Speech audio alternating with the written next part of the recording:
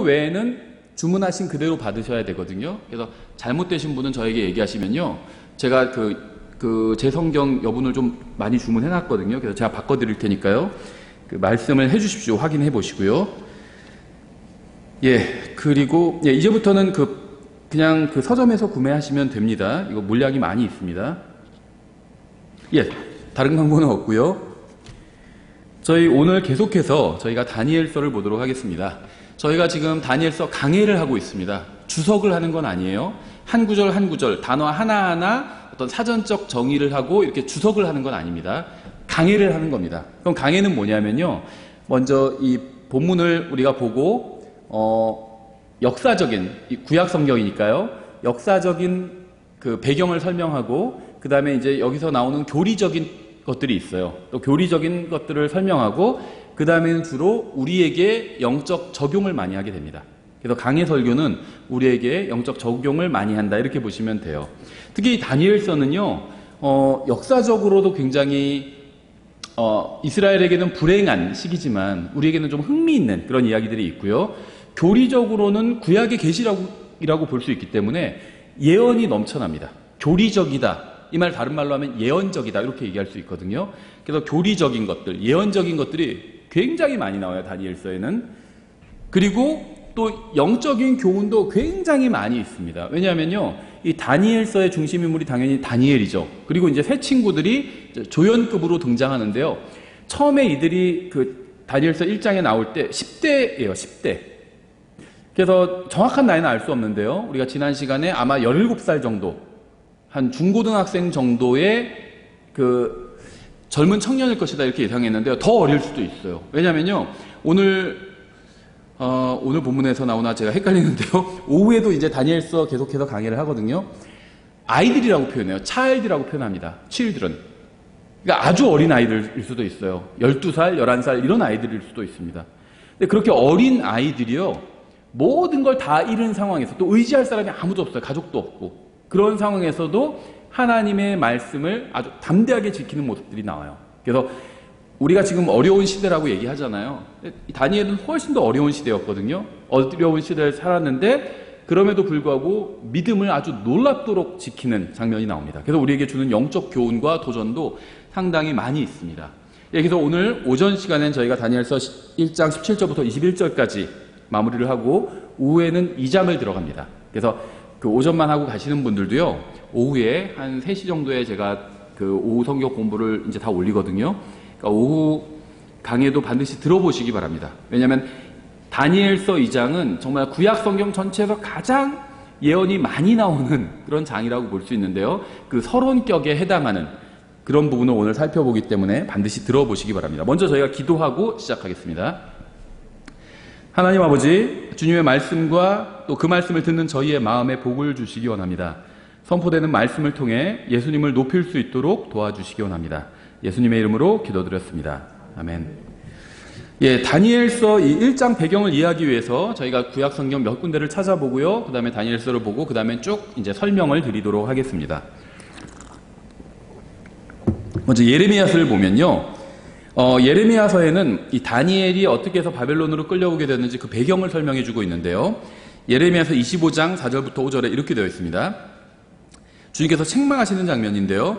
또 주께서 일찍 일어나 너희에게 자신의 모든 종 대언자들을 보내셨으나 너희가 귀담아 듣지 아니하였으며 들으려고 귀를 기울이지도 아니하였도다.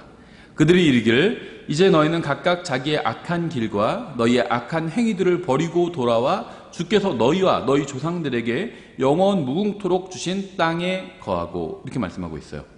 이스라엘 백성은 포로로 사로잡혀갈 필요가 전혀 없었습니다. 그들은 하나님의 말씀을 듣고 악에서 돌이키기만 하면 약속의 땅에서 계속 거할 수가 있었어요. 6절에 다른 신들을 따라가며 그들을 섬기거나 그들에게 경배하지 말고 너희 손으로 만든 것들로 내 분노를 일으키지 말라. 손으로 만든 건 우상 말하는 거죠. 그리하면 내가 너희를 해하지 아니하리라. 그러니까 두 가지가 나오죠. 하나는 하나님의 말씀을 듣지 않은 겁니다. 두 번째는 우상을 숭배한 거예요. 그렇게 하지 말라는 겁니다. 하나님의 말씀을 듣고 우상 숭배를 그치면 하나님께서 해하지 않으신대요, 이스라엘 백성은. 주가 말하노라. 그럼에도 너희가 내 말에 귀를 기울이지 아니하고 너희 손으로 만든 것들로 내 분노를 일으켜. 두 가지죠. 하나님 말씀을 듣지 않고 우상을 숭배했어요. 너희 자신을 해하였느니라. 스스로 해하였대요. 사람들이 지옥에 가는 이유가 뭐죠? 죄를 지어서 지옥에 가죠. 하나님께서 지옥에 그 사람을 보내시기 때문에 그 사람이 지옥에 가는 거죠. 근데 지옥에 가지 않을 수도 있었어요. 하나님께서 구원의 길을 다 마련해 주셨잖아요. 예수님을 믿기만 하면요, 지옥에 가지 않을 수 있었습니다. 따라서 사람들이 지옥에 가는 이유는 그러니까 지옥을 피할 수 있는 방법이 없어서가 아니라 하나님의 말씀을 거부했기 때문이에요. 결국 사람은요, 우리가 자기 발등을 찍는다는 말을 하잖아요. 자기가 발등 찍는 겁니다. 지옥에 가는 거. 지옥에 안 갈 수 있어요. 누구나 다. 예수님의 십자가 대속을 믿음으로 받아들이기만 하면 됩니다. 그런데도 그걸 거부하잖아요. 자기가 거부하잖아요. 자기가 스스로를 해야 하는 거예요. 하나님의 말씀을 듣지 않는 건요, 자기가 스스로를 해야 하는 겁니다. 예수님을 믿지 않는 건요, 자기가 스스로를 해야 하는 거예요. 그래서 하나님께서는 스스로를 해하지 말라고 말씀을 하셨습니다. 8절, 그러므로 만군의 주가 이같이 말하노라. 너희가 내 말을 듣지 아니하였은즉. 주님께서 그들을 심판하신 이유는 그들이 나쁜 사람이 있기 때문이 아니었어요. 자신이 좋은 사람이라고 생각하는 사람들이 있죠. 글쎄, 나 그렇게 나쁜 사람 아닌 것 같은데, 이런 얘기하는 사람이 있어요. 복음 전하면. 무엇을 기준으로 좋은 사람이라는 걸까요? 사람들이 심판받는 이유는요, 나쁜 사람이기 때문이 아니라 하나님의 말씀을 듣지 않기 때문입니다. 이게 중요해요. 하나님의 말씀을 듣지 않기 때문에 심판받는 거예요. 9절, 보라, 내가 사람을 보내어 북쪽의 모든 가족과 내 종 바빌론 왕 느부갓네살을 취하고 그들을 데려다가 이 땅과 그것의 거주민들과 사방의 이 모든 민족들을 치게 하며 그들을 진멸하여 그들로 하여금 놀랄 일과 비웃음거리가 되게 하고 영원한 폐허가 되게 하리라. 주가 말하노라. 또 내가 그들로부터 환희의 소리와 기쁨의 소리와 신랑의 소리와 신부의 소리와 맷돌 소리와 등불 빛을 제거하리라. 다 좋은 거죠. 환희 소리, 기쁨의 소리, 신랑 소리, 신부 소리, 이거 다 잔치고 좋은 거예요. 맷돌 소리, 음식 만드는 거죠. 다 좋은 거예요. 이런 거를 그치게 하겠다는 겁니다. 그래야 온 땅이 황폐한 곳이 되고 놀랄 일이 되며 이 민족들은 70년 동안 바벨론 왕을 섬기리라. 이스라엘에게는 70년 동안 포로 생활을 하는 것이 정해져 있습니다. 이걸 바꿀 수가 없어요. 하나님께서 말씀에 순종하기를 거부하는 이스라엘 백성을 철저히 심판하시겠다고 말씀하셨고 또 말씀하신 대로 행하셨습니다. 이사야서 39장에도 관련된 말씀이 있는데요. 이사야서 39장 5절부터 8절에 이렇게 되어 있습니다. 그때 이사야가, 아직 이스라엘이 멸망하기 전이에요. 그때 유다가 멸망하기 전입니다. 그때 이사야가 히스기야에게 이르되 만군의 주의 말씀을 들으소서. 주께서 말씀하시기를 보라, 날들이 이르리니. 여기서 말하는 날들은 언제일까요? 유다가 멸망하는 날이죠. 바빌론으로 끌려가는 날입니다. 날들이 이르리니 내 집에 있는 모든 것과 내 조상들이 이날까지 쌓아두었던 것이 바빌론으로 옮겨지고 하나도 남지 아니하리라. 또 그들이 내게서 나올 내 아들들 곧 내가 낳을 아들들 중에서 빼앗아 가리니 그들이 바벨론 왕의 궁궐에서 내 씨가 되리라 하시나이다 하매 그때 히스기야가 이사야에게 이르되 당신이 말한 주의 말씀이 선하니이다 하고 또 이르되 나의 날들에는 화평과 진리가 있으리이다 하니라. 좀 반응이 그렇게 좋지 않아요. 하나님의 말씀이요, 지금 당장은 아니지만 나중에는 유다가 심판을 받게 될 겁니다. 그래서 왕이 심판받지는 않지만 왕의 자녀들이 바벨론으로 끌려가고 모든 걸 빼앗기게 되고 거기서 왕의 자녀들이 내시가 될 겁니다. 굉장히 치욕적인 거죠. 그래서 히스기야가 두 가지 이야기를 하는데요. 주의 말씀이 선하나이다. 이건 좋죠. 아무리 심판을 선언해도요, 주님께서 말씀하셨으면 그 말씀은 선한 말씀입니다. 왜 그런지는 오후 시간에 이건 설명을 할 거예요. 여긴 좋은데 뒤가 좀 안 좋아요. 나의 날들에는 화평과 진리가 있으리다. 굉장히 이기적이죠. 내가 사는 동안은 심판을 받지 않는데, 우리나라 멸망하지 않는데요. 근데 우리 손자 또 증손자들이 사는 날 우리나라가 멸망한대요. 그런 말씀을 드리니까 내가 사는 날 멸망하지 않으니까 좋은데요? 그런 얘기를 하는 겁니다. 이 반응이 믿음의 반응이 아니에요. 이건 잘못된 반응이죠. 자신의 때만 중요하고 자신의 후손들의 때는 어떻게 되어도 좋다는 생각은요, 이건 악하고 어리석은 생각이에요. 이런 생각 때문에 오늘날 교회도 무너져가고 있습니다. 교회가 후손들을 생각하지 않아요. 역사서도 같은 내용을 보다 상세하게 증언하고 있는데요. 역대하 36장 5절부터 8절에 이렇게 되어 있습니다.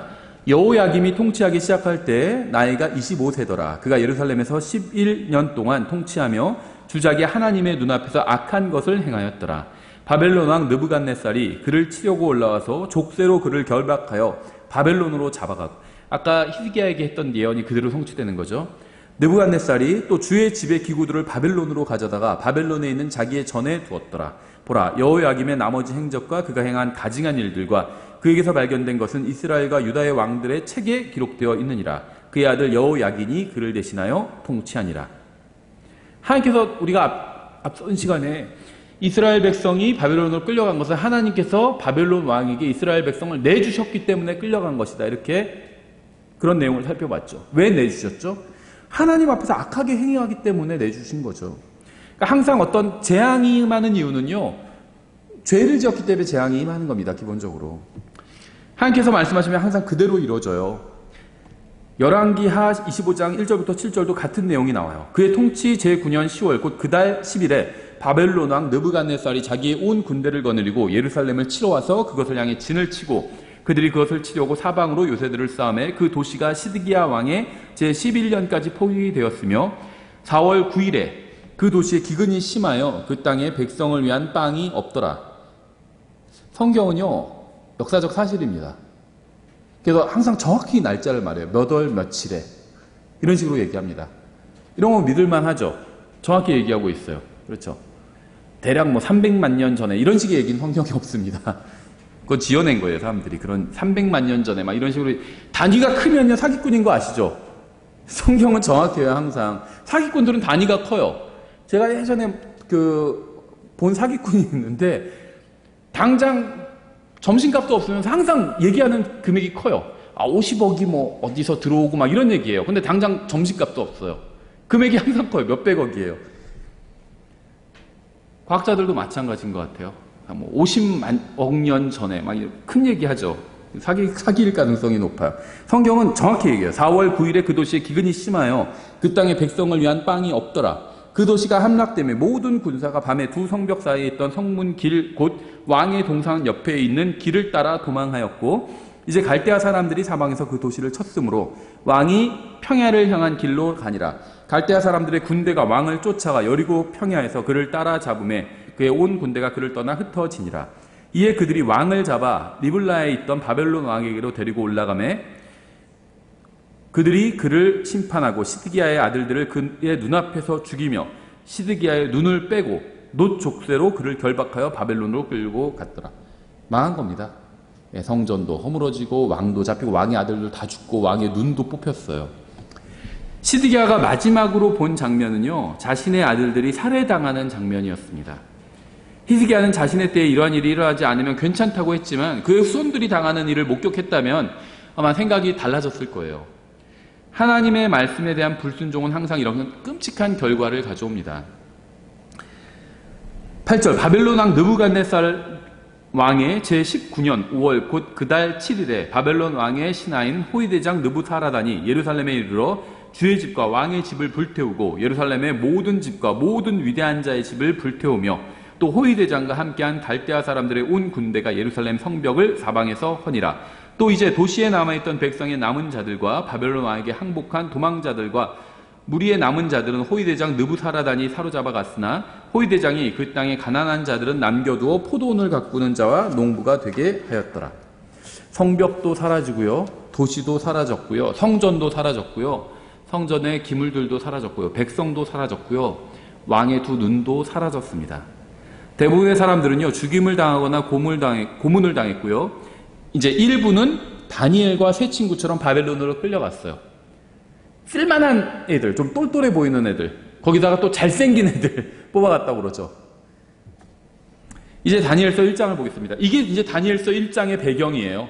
하나님의 말씀에 귀를 기울이지 않고 우상 숭배를 해서 하나님께서 여러 번 경고하셨는데 듣지 않았기 때문에 결국은 하나님께서 이스라엘 민족을 바벨론 민족을 통해서 심판을 하셨죠. 바벨론 민족은 또 다른 민족을 통해서 또 심판하십니다. 이제 다니엘서 1장의 5절부터 우리가 좀 더 배경을 보겠습니다. 5절 또 왕이 지정하여 그들에게 왕의 음식과 왕이 마신 포도주에서 날마다 필요한 양식을 주어 이렇게 3년 동안 그들을 양육하였으니 이것은 3년이 끝난 뒤에 그들이 왕 앞에 서게 하려 함이었더라. 이제 3년간 전문 교육을 받는 거죠.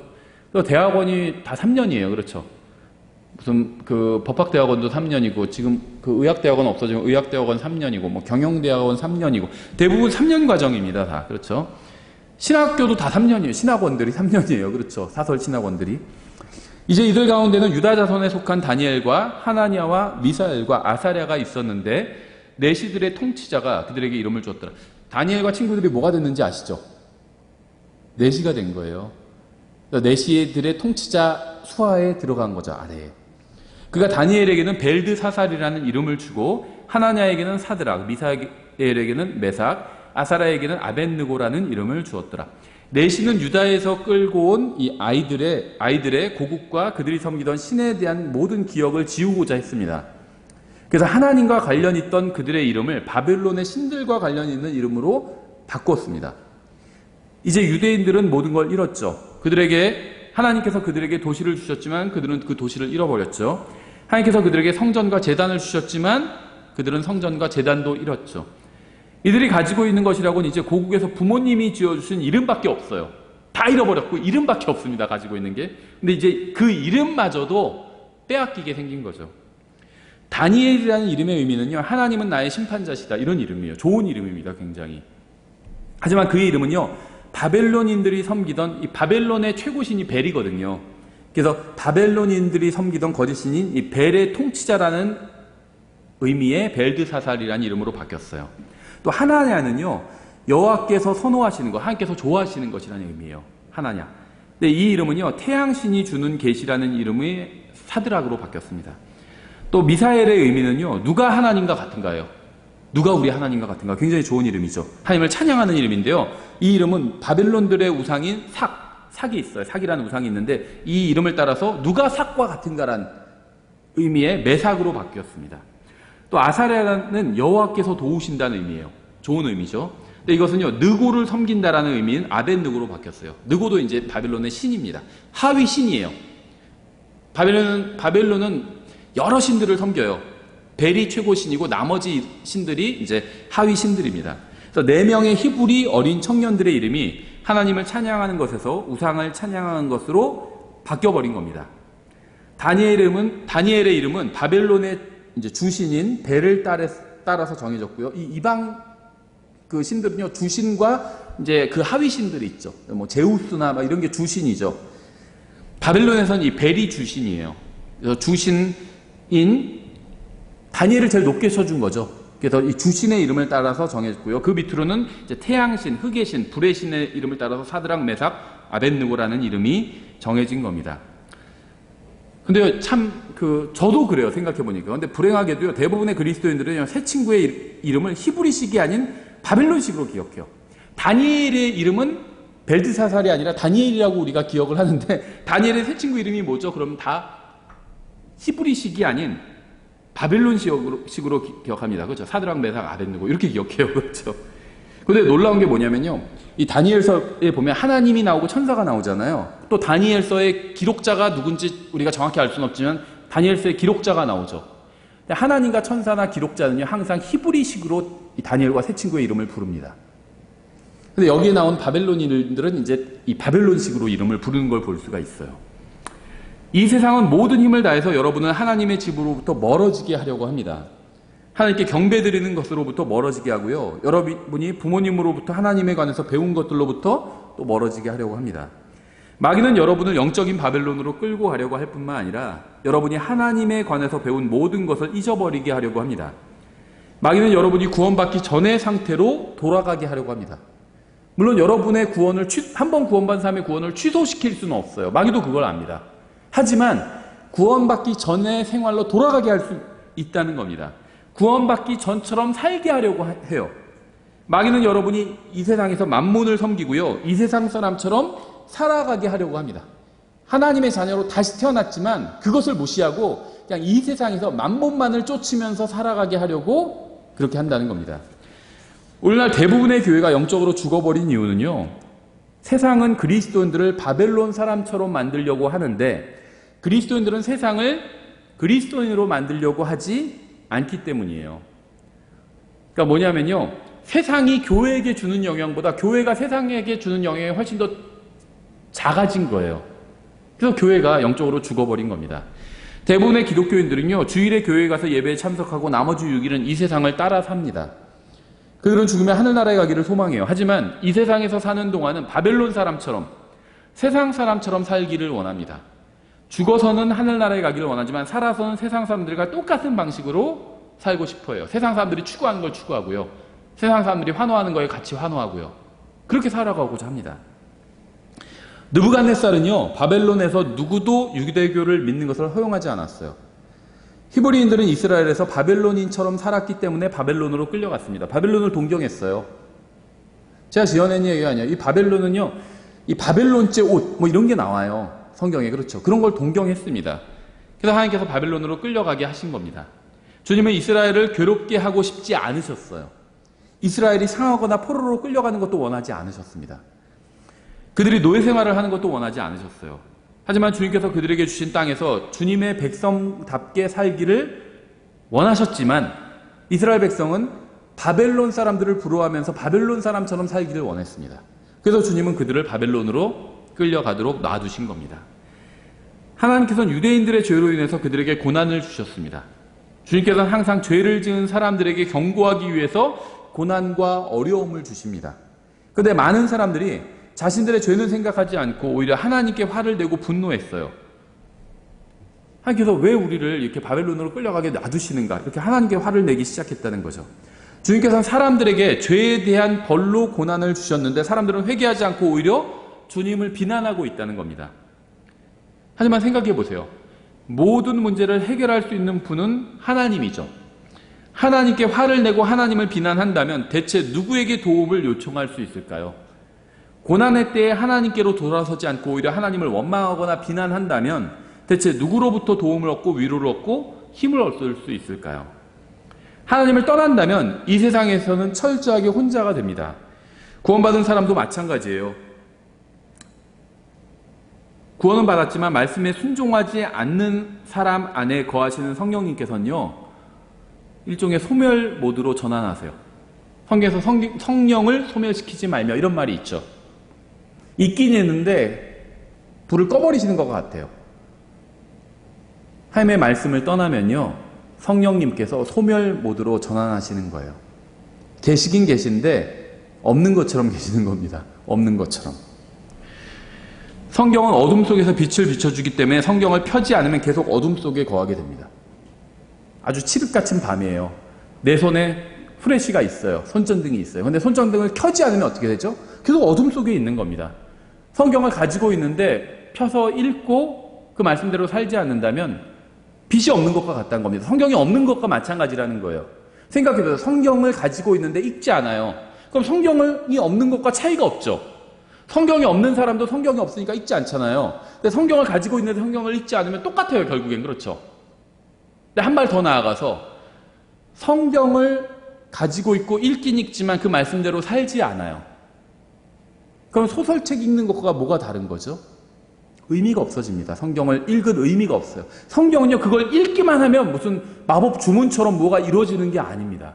그 말씀대로 살아야 빛을 내고 파워가 드러나게 되는 거예요. 근데 읽기만 하고 그 말씀대로 살지 않는다면 아무 의미가 없다는 겁니다. 대부분의 그리스도인들은 성경 읽지도 않아요. 그래서 삶이 세상 사람들과 다르지 않은 겁니다. 소수의 그리스도인들이 성경을 읽어요. 근데 그 소수 중에서도 대부분은 성경을 읽는 것으로 그칩니다. 킹제임스 성경 진영이 대부분 그래요. 30년 가까이 제가 있었잖아요. 잘 알아요.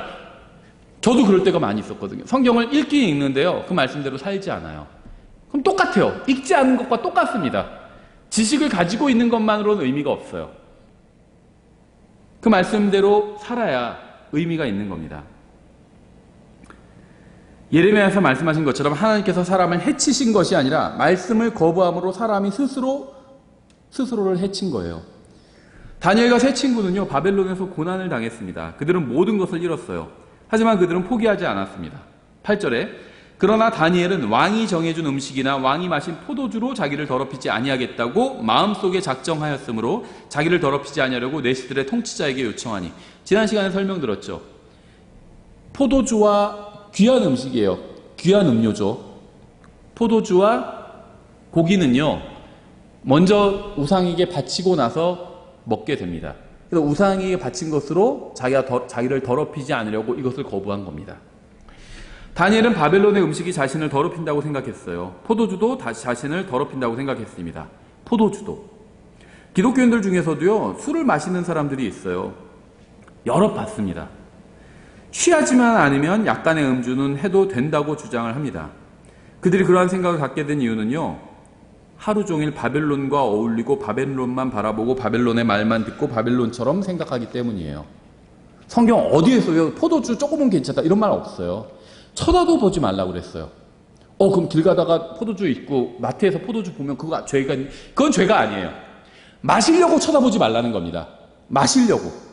여자를 쳐다봐도 돼요. 근데 가늠하려고 쳐다보지 말라는 거잖아요. 똑같아요. 저 포도주를 마셔야지 하고 그렇게 쳐다보지 말라는 겁니다. 길 가도 포도주 본다고 해서 죄가 아니에요. 마시려고 쳐다보지 말라는, 쳐다보지도 말라고 그랬어요. 마시려는 목적을 가지고. 성경 어디에서도 포도주 마시는 거 괜찮다 이렇게 말씀하신 적이 없어요. 조금은 괜찮다 이렇게 말씀하신 적 없습니다. 레위기 11장은요, 음식법에 관한 율법이죠. 여기서는 유대인들이 먹어서는 안 되는 음식과 먹어도 되는 음식에 관한 규정이 나옵니다. 근데 이제 한마디로 요약하면요, 이런 규정을 주신 이유가 나오는데요. 11장 44절에 나는 주 너희 하나님이니라. 그런즉 내가 거룩하니 너희도 너희 자신을 거룩히 구별하여 거룩할지니라. 너희는 땅에서 기는 것, 즉 기는 그 어떤 것으로 인하여 너희 자신을 더럽히지 말지니라.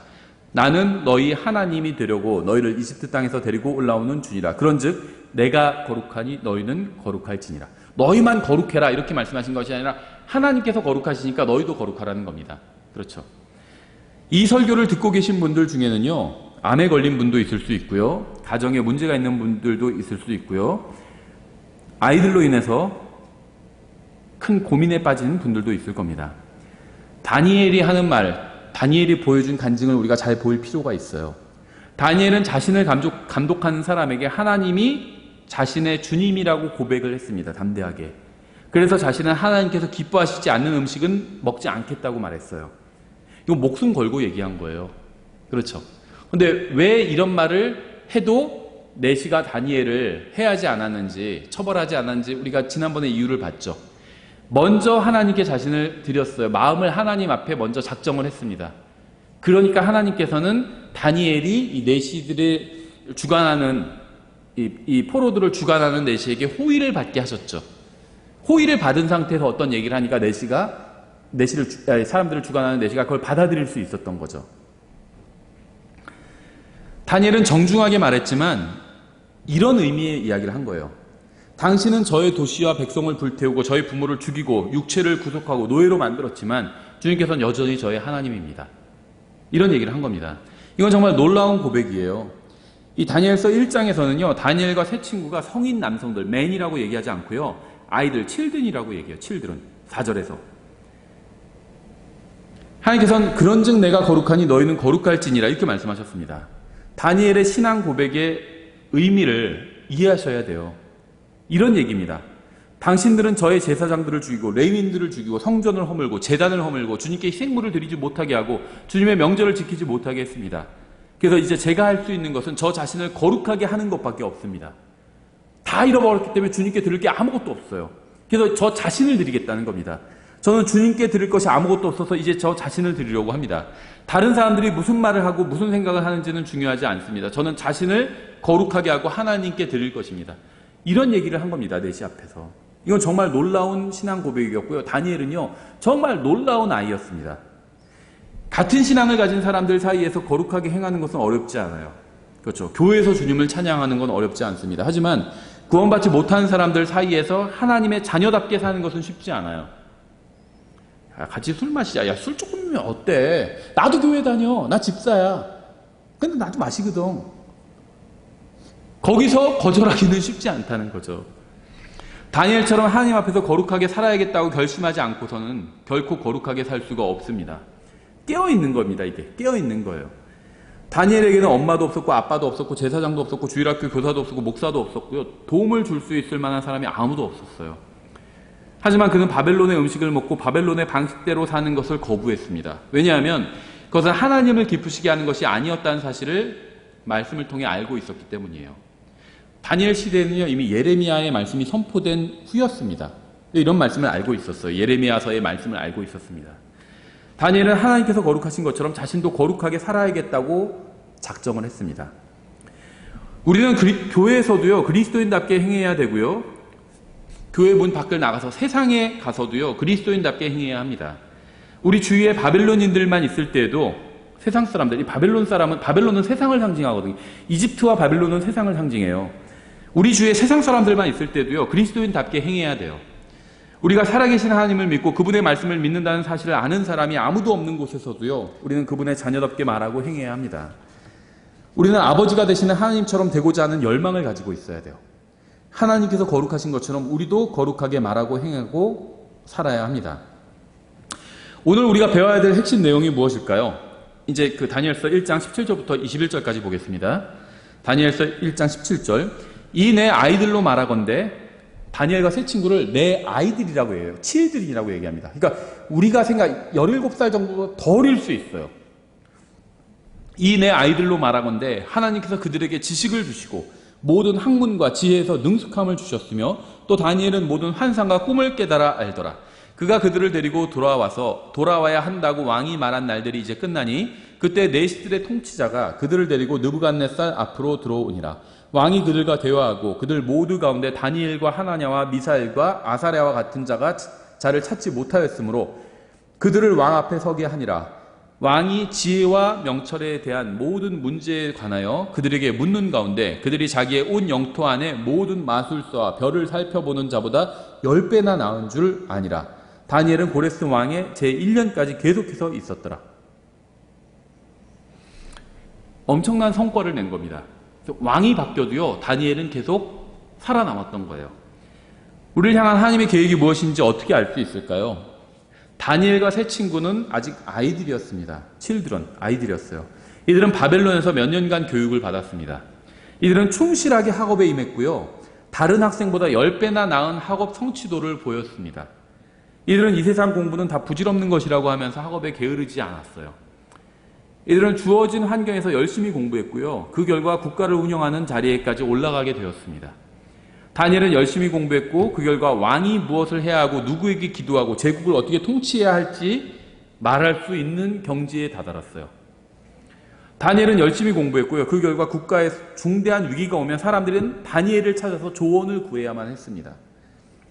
저는 여러분 중에 이 설교를 듣는 분들 중에 온라인상으로 또 나중에 혹시 알아요? 누가 그 중에 대통령이 될 사람 있을지, 아니면 훌륭한 사람이 되는 사람이 있을지, 아니면 뭐 목사가 될 사람이 있을지, 아니면 그냥 아빠가 될 사람이 있을지, 엄마가 될 사람이 있을지 모릅니다. 여러분이 무엇이 될지 알 수는 없지만 주어진 일에 최선을 다해야 돼요. 이 세상에서는 그냥 대충 살아도 돼. 이거는요, 하나님께서 기뻐하시는 생각이 아닙니다. 이 세상에서도 열심히 살아야 돼요. 나에게 맡겨진 건 열심히 해야 됩니다. 아직 기회가 있을 때 배울 수 있는 것은 배우십시오. 하나님께 쓰임받기 위해서 최선을 다해서 준비하십시오. 다니엘은 바벨론인들에 의해서 국가를 잃어버렸고 종교도 잃어버렸고 부모도 잃어버렸고 이름도 잃어버렸지만 그들을 원망하고만 있지 않았습니다. 그는 비록 바벨론에 있었지만 열심히 바벨론의 교육 체계 내에서 열심히 공부했고요, 최선을 다해서 주님께 쓰임받고 다른 사람들에게 유익이 되도록 자기 자신을 준비했습니다. 열심히 공부한 거예요. 왜 수학 공부해야 되는지 모르겠다 이런 학생들이 있었어요. 저도 그랬어요. 과거에 수학 공부를 왜 하지 도대체 이런 생각을 했습니다. 근데 교회에서도요, 수학이 필요할 수도 있어요. 누군가 회계 관리해야 되잖아요. 그렇죠. 고린도전서 14장 12절에 이렇게 되어 있습니다. 이와 같이 너희도 영적 선물들에, 우리가 보통 은사라고 부르는 걸 영어로는 은사가 기프트거든요. 그래서 그냥 선물이라고 번역했어요. 우리 성경에서 선물. 은사라고 하면은 뭔가 자꾸 더 어떤 영적인 뭐가 있는 게 아닐까 이렇게 생각하는데 영어로는 기프트예요. 선물입니다. 하나님께서 우리에게 하나님을 섬길 수 있는 능력을 선물로 주셨어요. 이와 같이 너희도 영적 선물들에 열심히 있은즉 교회를 세우는 일에 너희가 뛰어날 것을 구하라 이렇게 말씀하고 있습니다. 하나님께서는 구원받은 모든 사람에게 영적 선물, 은사를 주셨습니다. 하나님께서 무엇인가를 할 수 있는 선물을 주셨는데 왜 뛰어날 것을 구해야 될까요? 영적 선물들에 열심히 있은즉 교회를 세우는 일에 너희가 뛰어날 것을 구하라는 말의 의미가 무엇일까요? 하나님께서 선물을 주셨으면 그 선물을 가지고 선물이 은사잖아요. 재능이에요, 일종의. 그걸 갖고 하나님을 섬기면 되잖아요. 근데 왜 뛰어날 것을 또 구하죠? 무슨 말이죠, 이게? 이 말의 의미는요, 열심히 공부하고 연구하고 연습하고 훈련해서 받은 은사를 갈고 닦아서 그 은사에 있어 더욱 뛰어난 사람이 되라는 겁니다. 인류 피아니스트 있잖아요. 세계적인 피아니스트들. 이런 사람은 보면 어릴 때부터 두각을 드러내요. 저 잘 모르지만, 음악에 대해서 저는 잘 몰라요. 그런데 어쨌든 간에 어린 시절부터 두각을 드러내죠. 굉장히 뛰어납니다. 그렇죠. 그러니까 재능이 있어요, 확실히. 세계적으로 이름을 날리는 음악가나 미술가나 그런 사람들을 예술계통에 있거나 체육계통에 있거나 이런 사람들은 재능이 있어요, 확실히. 그렇죠. 근데 재능이 있는데 연습하지 않으면 어떻게 될까요? 그 재능이 자라나질 않아요. 아무리 뛰어난 재능을 가지고 있어도 하나도 연습하지 않으면 자라나지 않습니다. 재능이 있는 사람은 더 열심히 연습해요. 우리가 아는 최고의 재능 있는 사람들도요, 그런 얘기를 하더라고요. 다른 사람보다 2배로 더 많이 열심히 연습을 했대요. 그래서 그 재능이 뛰어나게 된 겁니다. 그러니까 하나님께서 우리에게 선물을 주셨는데 씨앗과 같은 걸 주셨어요. 그거를 믿음으로, 이게 하나님께서 나에게 주신 거다라는 믿음으로 자라나게 해야 됩니다. 그러면 그게 뛰어나게 돼요. 뛰어나게 된다는 겁니다. 똑같이 저는 식물을 참 못 키워요. 근데 식물을 막 기가 막히게 잘 키우는 사람들이 있어요. 똑같이 묘목을 갖고 왔는데 한 사람은 말라 죽이고요, 한 사람은 그걸 아주 잘 키우는 사람이 있어요. 예쁘고 막 열매를 맺게 키우는 사람이 있어요. 그 다음은 그 묘목을 뛰어나게 한 겁니다. 묘목이 없으면 그렇게 할 수도 없죠. 하나님께서 우리에게 은사를 주신 건요, 묘목을 주신 것과 같아요. 그걸 내가 잘 키워서 뛰어나게 만들어놔야 돼요. 그 말씀을 하고 있는 거예요. 고린도전서 14장 12절에서. 여러분에게 은사를 주셨어요. 근데 그 은사를요, 잘 키워서 뛰어나게 하라는 겁니다.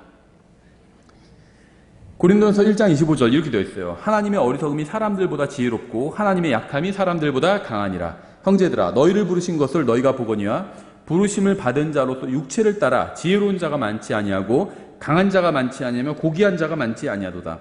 그러나 하나님께서 지혜로운 자들을 당황하게 하려고 세상의 어리석은 것들을 택하시고 하나님께서 강한 것들을 당황하게 하려고 세상의 약한 것들을 택하시며 하나님께서 있는 것들을 쓸모없게 하려고 세상의 천한 것들과 멸시받는 것들을 택하시고 참으로 없는 것들을 택하셨나니 이것은 어떤 육체도 자신 앞에서 자랑하지 못하게 하려 하심이라. 이 말씀을 왜곡해서는 안 됩니다. 성경은 부르심을 받은 자로서 육체를 따라 지혜로운 자가 전혀 없고 강한 자도 전혀 없고 고귀한 자가 전혀 없다 이렇게 말씀하시지 않고 있어요. 구원받은 사람 중에도요, 똑똑한 사람들이 있습니다. 이들 중에서 성경을 연구해서 교리를 체계적으로 정립해 놓은 사람들이 있어요. 우리가 잘 아는 1900년대 초에요, 교리를 아주 잘 정리한 두 사람이 나오게 되거든요. 한 사람은 스코필드고요, 다른 한 사람이 클라렌스 라킨이에요. 스코필드의 직업은 변호사였습니다. 클라렌스 라킨의 직업은 건축가였어요. 저는 잘 모르지만 변호사라고 해서 다 똑똑한 건 아니고 건축가라고 해서 다 똑똑한 건 아니지만 어쨌든 간에 멍청해서는 둘 다 될 수가 없어요. 그렇죠? 변호사도 될 수가 없고 건축가도 될 수 없습니다. 특히 이 시대의 건축가들은 지금보다 훨씬 더 똑똑했어요. 왜 그러냐면 지금은 건축가가 사용할 수 있는 장비들이 많잖아요. 컴퓨터도 많고 장비들이 많아요. 변호사는 그때나 지금이나 마찬가지예요. 다 법정 갖고 하는 거죠. 똑같아요. 근데 건축가는 달라요. 그렇죠? 설계가는 다릅니다. 지금은 장비가 훨씬 많아요. 근데 1900년대 초에는 장비가 거의 없어요. 다 손으로 제도하고 다 그렸습니다. 그러니까 굉장히 공간감과 머리가 좋은 사람들이 했어요. 이 스코필드와 라키는요, 둘 다 예수 그리스도를 영접하고 나서는요, 변호사를 그만두고 건축가 일을 그만뒀습니다. 스코필드 관주 성경을 연구해서 만들어냈고요. 클라렌스 라키는 여러분이 잘 아시는 그 세대적 진리를 도표를 다 그려가면서 그 책을 완성을 했죠. 똑똑한 사람들이 하나님께서 이 똑똑한 사람들도 부르신 겁니다. 그래서 이런 교리의 기초를 놓는 일을 아주 체계적으로 잘 정리하는 일을 시키신 거예요, 이 사람들에게. 그렇죠. 자신이 받은 은사를 가지고 아름다운 찬양을 만드는 사람들도 있습니다. 또 세일즈 능력이 굉장히 탁월한 사람들이 있어요. 막 물건 굉장히 잘 파는 사람들이 있죠. 아프리카에 가서도 막 난로 팔 수 있는 사람들이 있어요. 북극 가서도 냉장고 팔 수 있는 사람들이 있어요. 그 사람들이요, 장사를 하지 않고요, 복음을 전해서 많은 사람을 구원의 길로 인도하는 사람들도 있습니다. 복음을 파는 일을 시킨 거예요. 그래서 복음을 굉장히 잘 전하는 사람들이 있어요. 성경의 깊은 교리는 잘 몰라요. 근데 복음은 기가 막히게 잘 전하는 사람들이 있어요. 이 사람들은 세일즈 능력이 탁월한 사람들이에요. 공부를 잘해서, 근데 불행한 일이 뭐냐면요, 공부 잘하는 학생들은 좋은 대학 가가지고 의사나 변호사 같은 게 되고요, 공부 못하는 학생들이 신학대학 가서 목사가 돼요. 대부분이. 그래서 교회가 엉망이 되는 거예요. 이건 정말 한심한 일이에요. 저도 일반 신학교를 다녔었거든요. 절반 정도는 그래도, 절반 좀 안 되게는 그래도 사역자가 되기 위해서 신학교에 왔고요. 절반 정도는 그냥 4년제 제일 아래를, 피라미드의 제일 아래, 4년제 제일 아래를 이루는 게 신학교들이거든요. 4년제 가려고 온 친구들이 있었어요. 그래서 그 친구들 목표가 뭐냐면요, 4년 동안 열심히 학교 다니면서 공부해서 공무원 시험 붙어서 공무원 되는 거예요. 또 어떤 친구가 그러더라고요. 다는 아니겠지만 일부 그런 친구들이 있었어요. 그래서 어떤 친구가 그러더라고요. 열심히 공부해서 공무원 시험 봐서 공무원 돼야지. 그래서 공무원 시험 만약에 떨어지면 목사 해야지. 그러더라고요. 그래서 와, 너는 공무원 꼭 돼야 되겠다. 제가 그랬거든요. 공무원에 떨어진 사람이 목사 되면 어떡해요. 그걸 하다가 그만두고 목사가 되면 몰라도. 구원받은 모든 사람은 주님께로부터 은사를 받았습니다. 우리는 최선을 다해서 우리가 받은 은사를 뛰어나게 만들어야 돼요. 그러니까 여러분이 구원받았다면요, 여러분 은사를 다 받은 거예요. 은사는 뭐냐면요, 내가 주님을 더 잘 섬길 수 있는 재능입니다. 능력이에요. 다른 사람보다 이 부분에서 내가 주님을 더 잘 섬긴다. 난 더 친절하다. 사람들에게 더 설득력을 갖고 있다. 대단한 지식이 없어도 사람들 잘 설득해서 데려오는 사람들이 있어요. 예수님 또 전해주는 사람들이 있어요. 막 친절하게 또 대해주는 사람들. 그게 다 재능이에요. 그걸 더 뛰어나게 만들어야 된다는 겁니다. 그래서 그것으로 주님을 섬기고 교회를 섬기고 사람들을 도와주어야 합니다. 각자 자신이 속한 곳에서 최선을 다해서 일해야 돼요. 그리스도인은 말씀을 바르게 나눠 연구해서 하나님께 인정받아야 되고요. 또 최선을 다해서 열심히 일하고 정직하게 행해서 직장에서 인정받아야 되고요. 또 열심히 공부해서 학교에서 인정받아야 됩니다. 그리스도인은 말과 행위에 있어서 훌륭하게 행해서 세상에서도 다른 사람보다 10배는 낫다는 평가를 받아야 돼요. 여러분이 구원받았다면 주님께서 어떤 은사를 자신에게 주셨는지 말씀을 통해서 찾아내십시오. 찾아내야 돼요. 내가 받은 은사가 뭔지 찾아내야 돼요. 자신이 받은 은사가 무엇인지 알았다면 그것을 더욱 뛰어나게 만들어야 됩니다. 연구해야 돼요. 설교자로 부름받는 사람들은 말씀을 전하는 은사를 받은 거잖아요. 그렇다고 해서 설교 준비도 안 하고 연구도 안 하고 그러면 안 돼요. 연구를 해야 됩니다. 성경을. 내가 성경을 잘 가르치고 말씀을 잘 가르치는 은사를 받았잖아요. 더 연구를 해야 돼요. 그래서 이 은사를 뛰어나게 만들어야 돼요. 성경 더 읽고요. 연구 더 하고요. 다른 사람들 자료도 더 많이 공부하고요. 찾아보고요. 그래서 내가 받은 이 말씀 전하는 은사를 더 뛰어난 것으로 만들어야 된다는 겁니다. 목사도 그래야 된다는 거예요. 은사를 받았다고 해서 난 말씀 공부할 필요도 없어. 그럼 그 사람은 주님의 사역자가 될 수 없어요. 은사를 받았으면 그걸 더 뛰어나게 만들어야 됩니다. 여러분도 마찬가지예요. 여러분이 받은 은사가 있어요. 그걸 더 뛰어나게 만들라는 겁니다. 60점 받는 학생이었다면 70점 받도록 노력해야 된다는 거예요. 70점 받는 학생이라면 80점 받도록 노력해야 된다는 겁니다. 80점 받는 학생은 90점 받도록 노력해야 된다는 겁니다. 60점 받던 학생이 100점 받을 수는 없어요. 그건 어려울 수 있습니다. 근데 노력하면요, 조금 더 나아질 수는 있어요. 그렇게 하라는 겁니다. 그렇게 하라는 거예요. SNS 같은 거 안 하고요. TV 시청 줄이면 가능한 일이에요. 조금 올리는 거는. 50점 받던 사람이 100점 받는 건 어렵죠. 그런데 10점, 20점 올릴 수는 있어요. 그거는 내가 TV 좀 줄이고요. 동영상 보는 거 좀 줄이고요. SNS 같은 거 줄이면 가능한 일입니다. 이건 진짜 학생들에게 해당되는 일이죠, 주로. 하나님을 위해서 최선을 다해서 열심히 살아야 된다는 겁니다. 다니엘이 그렇게 했어요. 3년간 그렇게 교육을 받아서 다른 학생들보다 훨씬 더 큰 성과를 낸 겁니다. 그렇죠. 오직 읽는 것만 할 수 있다면 성경을 읽으십시오. 나는 다른 능력이 없어. 머리도 안 좋아가지고 기억도 안 나고 다 못해. 연구도 못해 나는.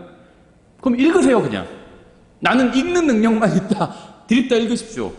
근데 나는 연구를 좀 할 수 있어. 그러면요, 성경을 읽고 연구하십시오. 근데 나는 다른 사람한테 설명해 줄 수가 있어. 가르칠 수가 있어. 그러면요, 성경을 읽고 연구하고 가르치십시오. 못하는 걸 하라는 게 아니에요. 은사 못하는 걸 하라는, 저는 음악에 재능이 전혀 없어요. 음악 시간이 제일 싫었습니다. 근데 제가 무슨 피아노 반주를 하라고 하면 그건 저는 불가능한 일이에요. 반주를 잘 못하는 게 아니라 아예 못해요, 저는. 못하는 걸 하라는 게 아니에요. 할 수 있는 거를 더 뛰어나게 하라는 겁니다. 연습하고 훈련해서 더 뛰어나게 하라는 거예요. 읽을 수 있다면 읽으라는 겁니다. 연구할 능력이 있으면 읽고 연구하라는 거예요. 설명을 좀 할 수 있다면 읽고 연구하고 가르치는 일을 하라는 겁니다. 다니엘은요, 최악의 상황에서도 절망하지 않고 주님을 위해서 거룩하게 살기로 결심했고 열심히 공부해서 하나님께 쓰임받는 사람이 되었습니다. 세상 공부도 열심히 했어요. 세상 공부를 열심히 하지 않았다면 다니엘이 왕의 눈에 띌 수가 없었겠죠. 자신이 처한 상황으로 인해서 하나님께 원망만 하지 말고요, 오히려 그 나쁜 상황을 믿음이 성장할 수 있는 기회로 여기고 말씀을 읽고 연구하고 실행하고 맡겨진 일에 최선을 다해서 하나님 앞에서 인정받고 세상에서도 인정받을 수 있는 사람이 되어야 된다는 겁니다.